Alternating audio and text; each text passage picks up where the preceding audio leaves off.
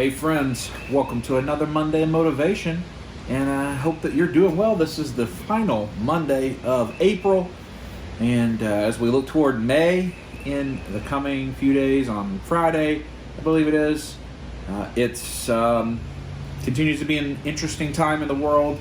I know in a lot of parts of the world and some parts of the country here in the United States, things are trying to move themselves back to normal, and we'll see how that all goes. So I just hope that you're doing well wherever you are. I'm sitting outside on my back porch. It is a lovely, lovely spring day. We've had quite a bit of weather over the last few weeks, tornadoes, thunderstorms, and the like.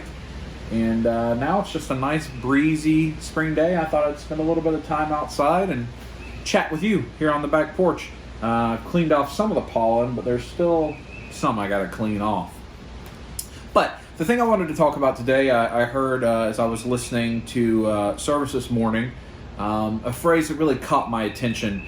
And we've all heard the phrase, all's well that ends well. I don't know the origins of that. And honestly, like, even though I've said it, I guess that's like, well, it turned out okay? Is that what that phrase means? I don't really know. All's well that ends well. I guess that's, you interpreted that if everything turned out okay in the long run, then whatever you had to do to get there is fine. But today, the phrase that I heard was, it's not all's well that ends well, it's all's well that starts well. All's well that starts well. That was the thing that really spoke to me this morning. I'm recording this just, again, the day before that I'm putting it up. And an episode of Double Life's out right now. People seem to be enjoying, so that's all good. But let's talk about that. All's well that starts well. I know for basically all the people I know in my life, all of my friends and family, they have some form of a routine every morning that they start their day with. And if that routine gets messed up, it throws everything off. It makes the day more challenging. If you wake up a few minutes late, if you're not able to get the coffee or the whatever you do in the morning, your breakfast, if traffic is bad or whatever, it throws the whole routine off. I know I can speak to that personally. When I would go to the airport, I would very specifically be always giving myself about 3 hours from the point I left my house. And that would account for 99% of things that could happen and give me plenty of time.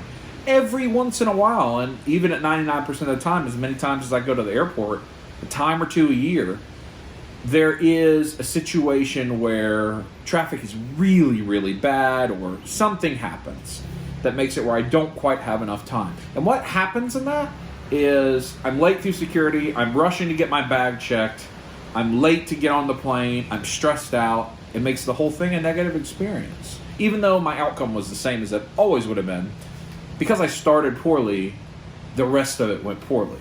And I think that's important for us to think about right now. All's well that starts well, as some form of society's re-entering a routine.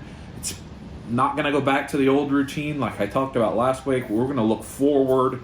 But what is a good thing to start that with as you have an opportunity to rewrite things?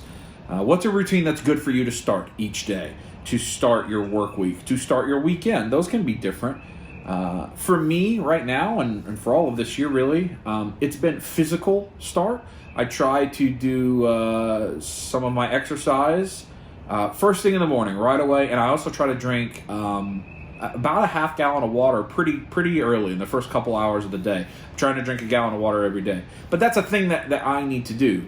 I want to mentally get some things done that are physical, but it's mental for me, again, because remember, this is mentally offsetting us.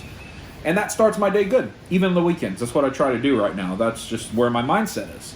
All's well that starts well. For other people, it's I'm going to immediately get my paper and a cup of coffee, and I'm going to see what's going on. Or I'm going to read the news on my phone, maybe not a newspaper as much anymore. Or whatever it is. Some people want to watch a video or something funny right away. Some people have to get in the shower right away. What is it? Right? What is it that helps you start things well? Another thing that I try to do before I get to lunchtime, and if I can get it done before I start the workday, I try really hard, is to do journaling and some devotion study and reading. I try to do that in the morning before I really get my day going. It's most important for me mentally to have the physical aspect first, and then I try to calm myself down. I do some breathing exercises. The Apple Watch helps with breathing exercises, and I kind of focus myself and then get ready for the day. All's well that starts well. I find that when I'm able to do all of those things, that my day goes really good. My day goes really good because I've started well. And I'm not typically a creature of routine. I have to be flexible in my job. Every day is a different day, even right now. But with the travel and all of that stuff, you know that I am typically not necessarily a creature of routine. But starting the day correctly is really important. And I think we all know that. We hear things like that. But as we are re-entering, in some cases, it may be small, it may be ramping up, it may take us several months. In some parts of the country and the world, you're nowhere close to that.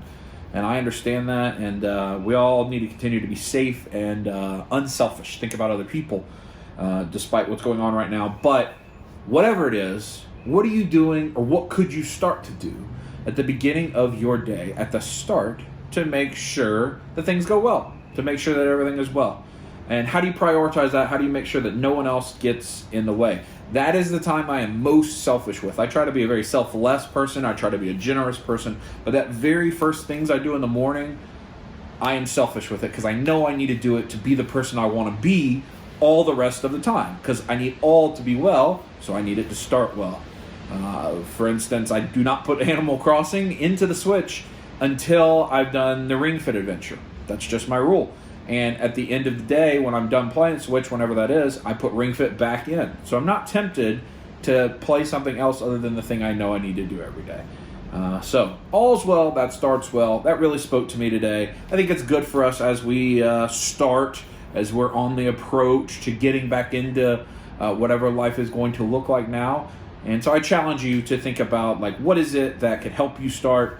I put this intentionally at 6 a.m. Eastern Time instead of 8 a.m. because some people have communicated to me that they like to start their week with this. This is a thing that helps them start well, and that's humbling, and I'm very grateful that it helps you. So think about that. What's something you can insert in your routine that will help you start well and make all things be well? I'm encouraged. I know we're going to come out the other side of this. I continue to stay happy. Hope you're enjoying the content, the episodes. And have a great week. May's coming. That means we get the It's Gotta Be May coming on the radio. You know what I'm talking about. All right. Talk to you next time.